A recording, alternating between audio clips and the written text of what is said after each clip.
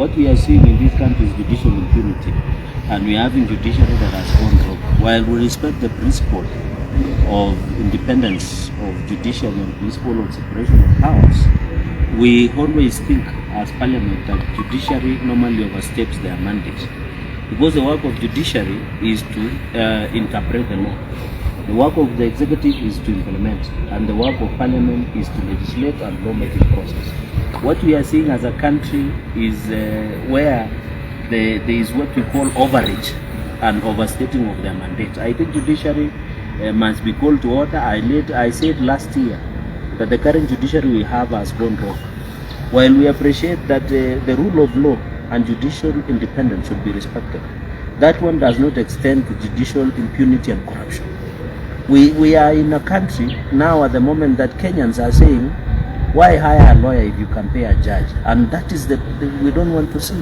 And that is why in 2003, the president, the former president Mwai Kibaki, said that they were radical judicial reforms.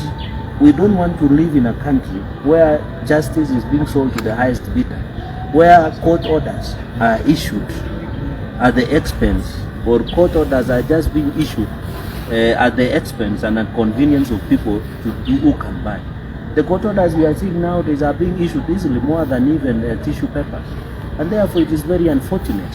We want to call upon the Chief Justice, who is the chairperson of the Judicial Service Commission, to bring this judiciary into order. Where we, in fact, as we talk now, we must even do inquiry into state capture of judiciary, because we have seen cases where judiciary issues decisions and court orders that even does not make sense.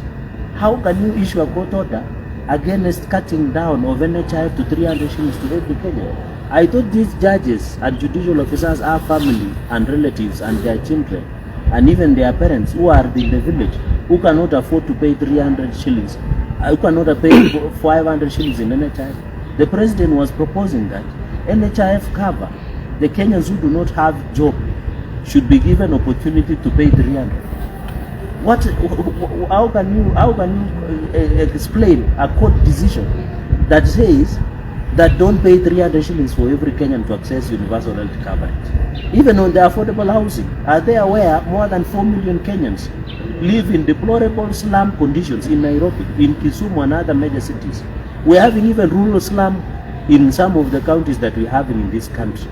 The president has come up with a program of affordable housing where Kenyans, and one of the basic human rights is decent housing, food and clothing. The president is proposing to fix the issue of affordable housing.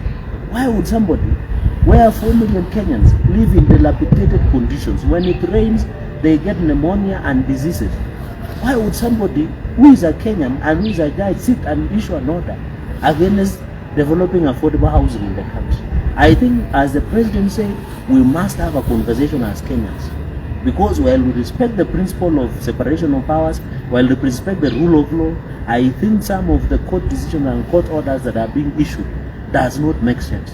And judiciary should be aware they are not immune to criticism.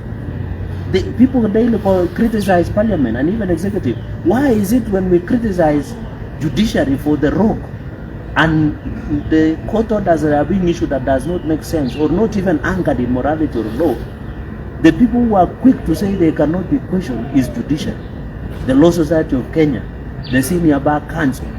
When we appreciate their concerns, they should assist us in fighting corruption in judiciary, because corruption is not only found in other areas but also in judiciary. And therefore the president, as a Kenyan, as a leader of this country, was within his right. Number two, under Article 159, judicial authority is derived from the people. Article 160 the same. And they must exercise judicial authority in the principality of neutrality, in the principality of rule of law and the constitution. So judiciary does not exist in isolation. They derive their authority from the people under Article 159 of the Constitution. And therefore, as a country, we must even think where in other jurisdictions where judges are voted to office. It is a high time, as we have this conversation, judges and judicial officers must be voted to office, because in other jurisdictions like America, even the attorney generals of states are being voted for the offices, so that when they exercise power, they exercise on the behalf of the people.